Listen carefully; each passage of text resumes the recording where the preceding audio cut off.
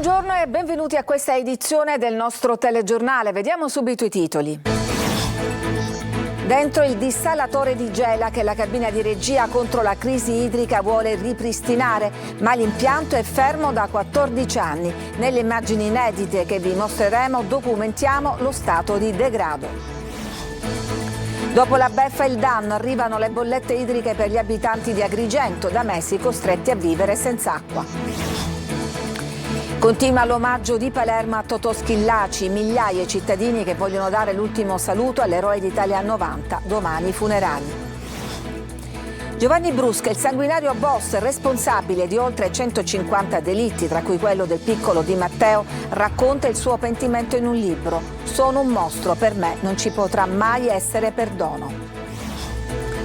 La nave della Mare Ionio è rimasta al porto di Trapani senza le attrezzature di salvataggio per i migranti. La proposta del sindaco Tranchiglia di dare la cittadinanza ai soccorritori. I pescatori, dice, sono le prime ONG. Archi della Marina, mantenerli o abbatterli? Nel nostro mini sondaggio tra i catanesi prevale il no. La storia non si demolisce. Calcio, Catania domenica Giuliano per la quinta di Serie C. Toscano studia le alternative a centrocampo e in attacco.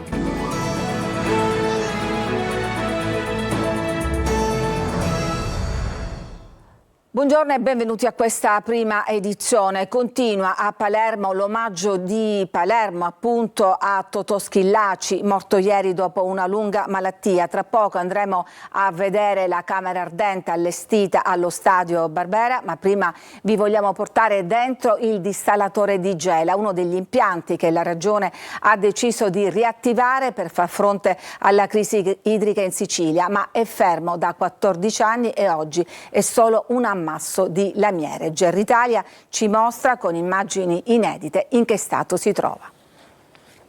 Fermo dal 2012, quando la ditta di Vincenzo lo abbandonò, il quinto modulo bis del dissalatore di Gela adesso dovrebbe essere riavviato dalla Regione secondo il progetto di revamping che è stato messo in atto dal presidente Schifani. Andiamo a scoprire quello che rimane dell'impianto di dissalazione. Già all'ingresso lo scenario non è certo dei migliori, erbacce e ruggine hanno invaso quello che rimane del sesto modulo di un maxi impianto di dissalazione all'interno del sito industriale di Eni, attivo dagli anni 70 a servizio della raffineria della città. Questo è uno dei 3 impianti di dissalazione dell'isola che la cabina di regia del governo sull'emergenza idrica vorrebbe riattivare, ma il progetto di riavvio solleva più di qualche dubbio. Quando fu realizzato nel 2006, quello gelese era un impianto all'avanguardia, ma la sua attività durò pochissimo, dismesso appena 6 anni dopo anche a causa di guai giudiziari che contribuirono alla chiusura, amplificata anche dai debiti che la stessa regione aveva accumulato con Eni per la gestione degli impianti e per la fornitura dell'acqua dissalata. Su questo impianto, che è fermo ormai da più di 12 anni, la Regione paga una rata di 10 milioni e mezzo all'anno ad Eni per i debiti pregressi riguardo alla gestione delle acque depurate. Un debito che è iniziato nel 2016 e verrà estinto totalmente tra 2 anni.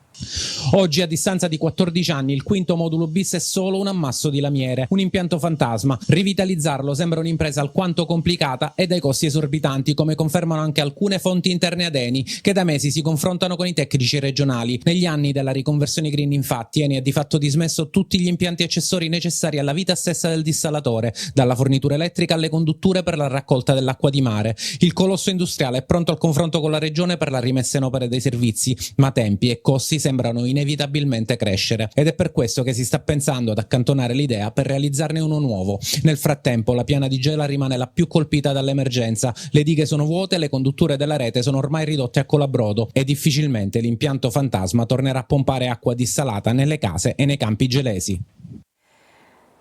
E intanto ad Agrigento è sempre crisi idrica, ma i cittadini che sono costretti a vivere da mesi senza acqua adesso cominciano a ricevere le bollette. Davide Sardo.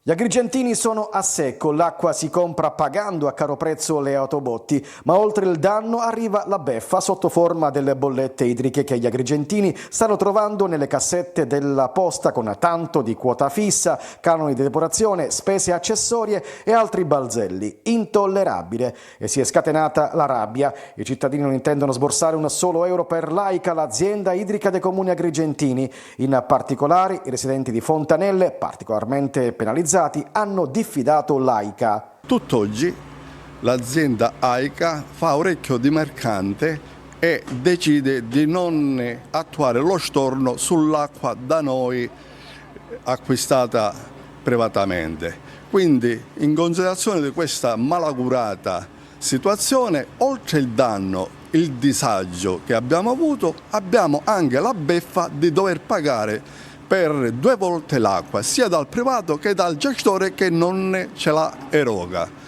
Alla beffa di questa acqua comprata AICA ci manda le bollette e li vuole pagate. Quindi è questa la situazione nostra, riserve, andare a Bonamorome con i bidoni, riempire e portare a casa. L'esasperazione, basta più. Non fare la doccia, scendere da amici o da parenti per andarci a fare la doccia. Proprio non si può sostenere questa situazione. A loro si stanno unendo anche gli abitanti di altri quartieri che non intendono pagare le bollette e sono pronti ad una class action per ottenere il risarcimento dei danni. Pronto un esposto in procura. Sempre in tema il Comitato Spontaneo Agricoltori, che qualche giorno fa a Sferro aveva celebrato una messa per invocare l'acqua, oggi in conferenza stampa ha rivolto alcune richieste al governo regionale, tra cui finanziamenti per il settore, un fondo di rotazione, sgravi totali delle utenze e dei contributi previdenziali. Gli agricoltori lamentano l'impoverimento di tutto il comparto, la conseguenza, prevedono, sarà un'impennata vertiginosa dei prezzi di tutti i prodotti agricoli e caseari. Continua la processione alla Camera Ardente allestita allo Stadio Barbera di Palermo per rendere omaggio a Totò Schillaci. Migliaia i cittadini che da ieri stanno dando l'ultimo saluto all'eroe d'Italia 90, Marco Gullà. Campione palermitano, rappresentava la nostra città a livello mondiale. Diciamo che tra alti e bassi ci ha fatto divertire. Tutti in fila per rendere omaggio a Totò Schillaci, anche oggi Camera Ardente allo Stadio Barbera, domani mattina invece alle 11:30 i funerali in cattedrale. La città si prepara a dare l'ultimo saluto a chi con quei 6 gol segnati al Mondiale d'Italia 90 ha scritto un'indelebile pagina di storia calcistica. Era una Sicilia, una Palermo sostanzialmente diversa. La mafia uccideva e quei gol di Schillaci furono una copertina per il riscatto dei palermitani. Ci ha fatto sognare per quelle notti del 1990. Poi conoscevo la sua famiglia, conoscevo il papà, quindi una tristezza infinita. E sono qui anche per mio marito, che era un grandissimo tifoso, prima il Palermo e poi tutto il resto. E quindi siccome lui non c'è più, sono qua proprio per lui. Io sono stato a Parigi nel 91 e non si parlava altro a Parigi di Schillaci. Cioè io come vedevo che era un meridionale, Schillaci. Ne parlavano tutte. Per molti Schillaci, partito dal quartiere CEP, è arrivato sul tetto del mondo, è un simbolo di riscatto che non sarà mai dimenticato. Sulla bara che accoglie le spoglie del 59enne anche una maglia azzurra della nazionale e una sciarpa rosanero. Per capire quando fosse radicato nel cuore dei palermitani Totò Schillaci, che durante i mondiali un veragissimo palermitano che aveva il suo lapino, ce lo ricordiamo il lapino, no? Scrisse in una facciata, in una sponda: Dio è grande, ma questo è dappertutto. Poi fece una freccia per dire giriamo dall'altro lato e continuò a scrivere: ma Totò manco cuglionia. Erano delle partite emozionanti, diciamo che ancora adesso è rimasto qualcosa. Presenti tanti componenti della tifoseria organizzata del Palermo, loro hanno lasciato per quello che tutti chiamano semplicemente Totò anche uno striscione che recita: le tue notti magiche non saranno mai dimenticate. È profonda la commozione e il dolore della moglie e del figlio del campione scomparso. Ascoltiamoli. Papà ci lascia tantissimo insegnamenti. Una persona umile, una persona che ha lottato sempre in qualsiasi cosa ha fatto. Per noi sarà sempre un punto di riferimento. Per me papà non era solamente un padre, ma era veramente uno dei migliori amici. Porterò tantissimi ricordi quando eravamo piccoli, quando giocavamo insieme a pallone, porterò tanti insegnamenti anche di vita che papà magari non ti esprimeva, però con le azioni e con i fatti ti dimostrava sempre. Papà mi ha insegnato a lottare sempre, fino alla fine, a riuscire con le mie forze a crescere, a superare gli ostacoli, perché lui in realtà ha fatto questo sempre da solo. Ce l'aspettavamo tutta questa gente, perché comunque noi per le strade di Palermo ci fermavano sempre, L'affetto l'abbiamo sempre sentito e l'abbiamo sentito anche in ospedale da parte dei medici che hanno fatto veramente il possibile a livello medico, ma anche hanno dato tanto amore. Amore tantissimo, poi per me, per la famiglia tantissimo, infatti ha combattuto veramente tanto, il suo cuore non si spegneva perché eravamo noi a dare proprio questa forza, lui non voleva completamente lasciarci, non voleva assolutissimamente. Voltiamo pagina. Giovanni Brusca, il sanguinario boss responsabile di oltre 150 delitti, tra cui quello del piccolo Di Matteo, ha raccontato il suo pentimento in un libro. Sono un mostro, dice, per me non ci potrà mai essere perdono. Emanuela Corsi. Prima la scarcerazione, ora il libro. Giovanni Brusca, uno degli uomini più controversi della lotta alla mafia, torna a far parlare di sé. Il pentito, autore di oltre 150 delitti, tra cui l'omicidio di Giovanni Falcone e il sequestro del piccolo Giuseppe Di Matteo, sciolto poi nell'acido, racconta il suo percorso di redenzione dopo il pentimento. Sono diventato un mostro per vendere l'anima a Cosa Nostra, perché credevo in Totorina e poi scopro che voleva farmi fuori. Per me non ci potrà mai essere perdono. L'ex capomafia di San Giuseppe Iato si è raccontato a Don Marcello Cozzi, ex vicepresidente di Libera.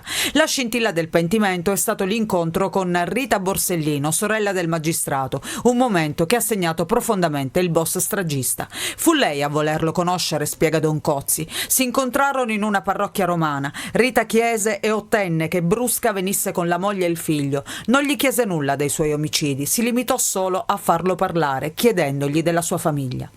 Don Cozzi, che ha accompagnato Brusca nel suo percorso, ha sottolineato come non ci sono pacche sulle spalle né colloqui con i mafiosi. Fedelissimo di Totorina, fu lui a premere il telecomando a Capaci e fu sempre lui a strangolare il piccolo Giuseppe Di Matteo. Soprannominato Uverru, il porco, lo scassacristiani, ha lasciato il carcere di Rebibbia nel 2021 dopo 25 anni, 5 in meno rispetto a quelli inflitti nella pena. Uno sconto dovuto alla buona condotta che spetta a tutti i detenuti, persino a quelli come lui. Un'applicazione della legge che fece indignare l'opinione pubblica. In quella circostanza, fuori dal coro, le parole di Maria Falcone, sorella del magistrato, che lo stesso Brusca fece saltare in aria. Umanamente è una notizia che mi addolora, ma questa è la legge. Una legge che peraltro ha voluto mio fratello Giovanni e quindi va rispettata. Allarme sicurezza per i 3 PM del processo Open Arms, Marzia Sabella, Geri Ferrara e Giorgia Righi, a seguito delle migliaia di messaggi di insulti e minacce indirizzate via social di pesanti lettere intimidatorie rivolte ai magistrati. La procuratrice generale di Palermo, Lia Sava, ha lanciato l'allarme al Comitato Provinciale per l'Ordine e la Sicurezza. I 3 PM, che il 14 settembre hanno chiesto la condanna a 6 anni per sequestro di persona e rifiuto di atti d'ufficio nei confronti del ministro Matteo Salvini, preferiscono non commentare. Intanto la Mare Ionio può navigare ma non potrà effettuare soccorsi in mare. Da ieri, su disposizione del Ministero dei Trasporti, la nave è in stato di fermo al porto di Trapani. Sentiamo il servizio di Laura Spanò. Da ieri la nave della ONG Mediterranea Saving Humans è in stato di fermo al porto di Trapani su disposizione del Ministero dei Trasporti pena la perdita dell'idoneità di navigazione. La decisione arriva dopo l'ispezione di 10 ore e mezza da parte dei militari del 6° reparto della Guardia Costiera del Comando Generale. È la prima volta nella storia del mare che a una nave viene intimato di sbarcare i propri mezzi di soccorso piuttosto che imbarcarli. Attrezzature che hanno salvato più di 2000 vite, ribatte Luca Casarini, capomissione della Mare Ionio, sottolineando che gli ultimi salvataggi dei loro mezzi di soccorso sono stati effettuati in coordinamento proprio con la Guardia Costiera, che ha chiesto l'utilizzo di questi mezzi che ora devono essere sbarcati. Intanto il sindaco di Trapani, Giacomo Tranchida, non fa un passo indietro rispetto alla delibera di giunta sul conferimento della cittadinanza onoraria all'equipaggio delle ONG. La proposta della mia giunta addirittura è datata, credo, giugno 2024, subito dopo che il Tribunale di Trapani ha detto: dopo 7 anni di indagine non sussiste alcuna commistione di interessi illeciti tra questa ONG, con questi delinquenti tassisti del mare. E racconta da cosa nasce l'idea. La genesi dell'ONG, lasciatemela dire così, sono sostanzialmente i pescatori, compresi i pescatori trapanesi. Non esiste la storia al mondo di un pescatore che lascia morire un povero Cristo in acque. Si discute da anni dell'ipotesi di abbattere gli archi della Marina. Il dilemma è ancora aperto. Nel nostro mini sondaggio prevale il no. La storia non si demolisce, il coro unanime. Tonino De Mana. Il dibattito è aperto. Archi della Marina sì, archi della Marina no. Dopo la presa di posizione del sindaco Trantino, che a titolo strettamente personale si è detto favorevole all'abbattimento, con il mantenimento però di una parte sopra la pescheria come memoria storica, abbiamo sentito il parere di cataniesi e turisti. Da un lato sembra allettante il rendering senza gli archi, con la restituzione del mare ai cittadini, dall'altro l'aspetto storico e nostalgico che fa pendere l'ago della bilancia verso il no, con una netta prevalenza di contrari. Qui c'è la storia di Catania, quindi io sono contrario, ma credo che sono contrari tutti i catanesi. Ma no, non è una cosa che è inammissibile per Catania, è una cosa proprio, un monumento storico che ha una vita che è qua, non si può togliere assolutamente. Contrario, perché questa è una storia che ci sono qua.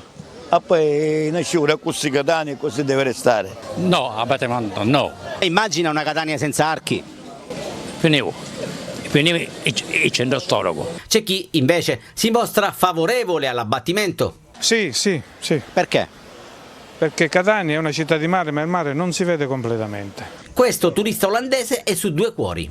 Secondo me lasciare stare. Il sindaco Trantino ha detto Catania deve pensare al modello Barcellona. Lei è stata a Barcellona e allora cosa ne pensa? Barcellona è molto ampio, che senso che ha una bella vista, no? sul mare. Solo chiacchiere e niente di concreto, tanto gli archi... Non si abbatteranno mai questi archi. Perché? Chi è che vuole abbattere questi archi? Sicuramente già lo sai che non si possono abbattere. Nel nuovo piano regolatore del porto sono previste opere per 1 miliardo, con le ferrovie dello Stato coinvolte, visto che prima di abbattere gli archi bisognerà interrare la linea ferroviaria che collega Catania a Siracusa. Il governatore di Banca Italia, Fabio Panetta, a Catania traccia un bilancio dei dati macroeconomici per il Mezzogiorno, numeri incoraggianti che diventano occasione di ripartenza per accorciare la distanza con le aree del nord. Luca Ciliberti. Eppur si muove. L'area del Mezzogiorno ha registrato nel 2023 la performance migliore, con un aumento di 1,3% del PIL. Da questi numeri prende spunto la ricetta del governatore di Banca Italia Fabio Panetta per risollevare il Mezzogiorno. Il Sud Italia è cresciuto più del paese dopo la pandemia, ha spiegato Panetta nel corso del suo intervento a Catania e per l'iniziativa In Viaggio con la Banca d'Italia, e ha ora occasioni di sviluppo per via della fine della fase globale di delocalizzazione e per la produzione di energia rinnovabile, e dovrà fare ricorso non a politiche assistenziali ma a investimenti e riforme in grado di innalzare la capacità produttiva. E poi ci sono le risorse del PNRR che, messe a sistema, potrebbero attrarre ingenti capitali privati per accorciare il divario con le aree più ricche del nord Italia. Alle risorse del PNR, rileva il governatore, infatti si aggiungeranno quelle del nuovo ciclo di programmazione dei fondi europei. Ma attenzione, avverte, le amministrazioni più deboli debbono essere messe in grado di gestirle. Lo ascoltano con attenzione le istituzioni e tra gli altri anche il presidente di ST Microelectronics, Notar Nicola, e il presidente degli industriali catanesi, Maria Cristina Busi Ferruzzi. Per quanto possa sembrare paradossale, poi la fase di incertezza globale che stiamo attraversando, dice Panetta, può offrire occasioni di sviluppo alle regioni del Mezzogiorno, nonostante i palesi rischi connessi alle condizioni politiche di delocalizzazione produttiva. Le regioni meridionali, rileva il governatore di Banca Italia, garantiscono condizioni di stabilità geopolitica ed economica, anche grazie all'appartenenza dell'Italia all'Unione Europea e all'Unione Monetaria. Sono dotate poi di una forza di lavoro sottoutilizzata e di poliscientifici di qualità. Rappresentano dunque un mercato di sbocco con oltre 20 milioni di abitanti. Ci fermiamo, c'è una pausa e poi torniamo per parlare fra l'altro del rapporto tra i giovani, soprattutto i maschietti, e i videogiochi. A tra poco.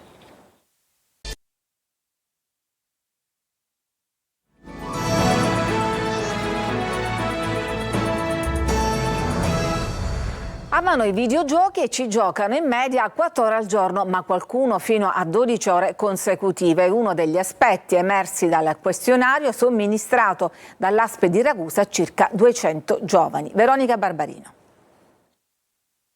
Hanno tra i 10 e i 18 anni, sono soprattutto maschi, amano i videogiochi, li usano in media 4 ore al giorno. Qualcuno arriva a 12 ore consecutive. Sono i risultati del questionario somministrato dall'ambulatorio antibullismo dell'ASP di Ragusa a un campione di 200 giovani sul tema videogiochi e il rapporto con essi. Un lavoro unico in Sicilia, i ragazzi amano i videogiochi d'azione, gli sparatutto, i videogiochi d'avventura, giocano per svago, giocano con gli amici esistenti nella realtà, quasi mai lo fanno per i soldi, problemi, dipendenza a parte, la mancanza di sonno per coloro tanti che videogiocano prima di andare a dormire. Un educatore oggi ha l'obbligo assoluto di studiare e conoscere i sistemi di messaggistica e i social appunto dei ragazzi per educarli al meglio. I nativi digitali stanno crescendo in modo molto diverso dai coetanei del passato e sempre più soli.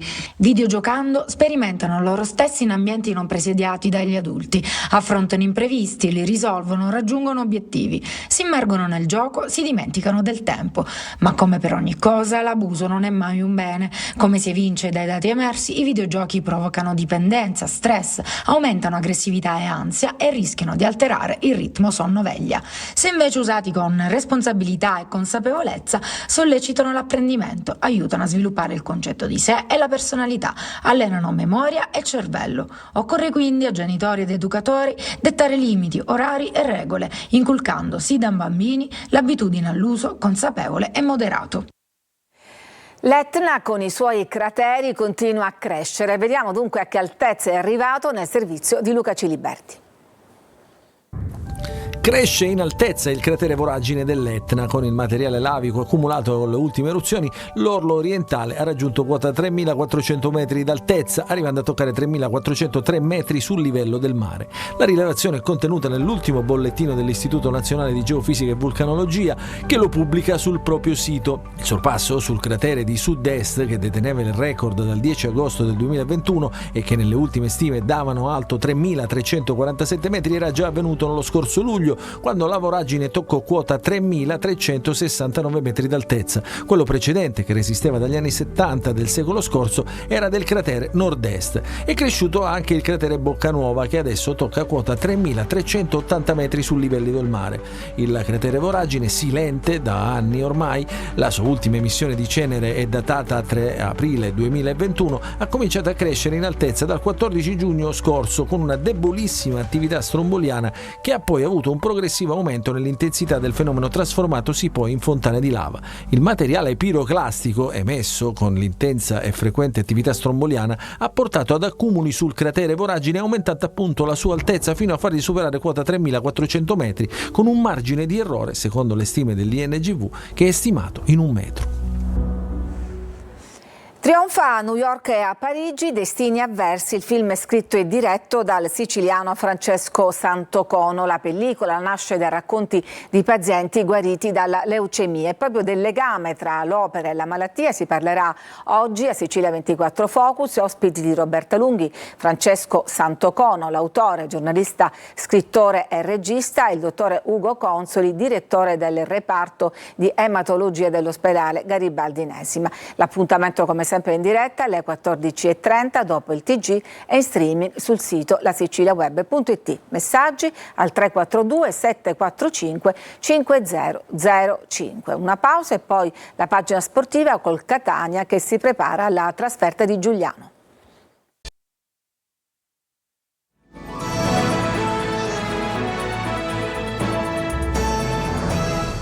Siamo allo sport, il Catania domenica sarà a Giuliano, vediamo la strategia di Toscano nel servizio di Marco Carli. Obiettivo: confermare tutto quello che di buono si è visto nelle prime giornate di campionato, il gruppo granitico, la solidità difensiva, la concentrazione, ma anche inseguire una crescita nelle trame d'attacco, una fase di gioco su cui Toscano ha potuto lavorare dall'arrivo della maggior parte degli attaccanti, cioè da fine agosto. Quasi tutte le statistiche del Catania di questo periodo non parlano di dominio, perché tale non è al momento, ma anche i numeri confermano una caratteristica: una squadra difficile da piegare e capace di essere davanti in classifica per le sue doti di compattezza. Cosa potrà succedere, per esempio, se Inglese potesse vivere una stagione da protagonista, oppure Montalto e D'Andrea confermassero quello che hanno fatto lo scorso anno. La risposta è abbastanza scontata e nelle speranze di Toscano la risposta si potrebbe scorgere da Giuliano contro la squadra di Bertotto, probabile inglese dal primo, con gli altri due come alternative. Opzioni assortite alle loro spalle, con Carpani e soprattutto Jimenez che scalpitano il secondo per dare il suo contributo anche a partite in corso. Per il resto, Quaini, migliore in campo con il Picerno, potrebbe essere utile ancora a centrocampo, con Verna alternativa visto che mancano Di Tacchio e De Rose. In difesa rientra Ierardi, 500 biglietti disponibili per i tifosi rossazzurri, già quasi tutti venduti.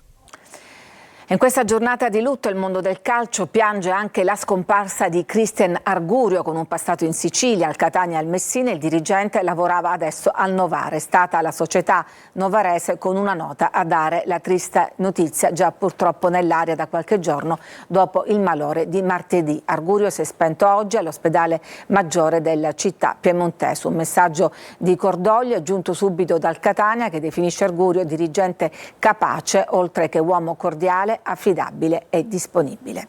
Con questa notizia ci fermiamo, grazie per averci seguito, vi lascio adesso al nostro Focus. A tutti un buon pomeriggio.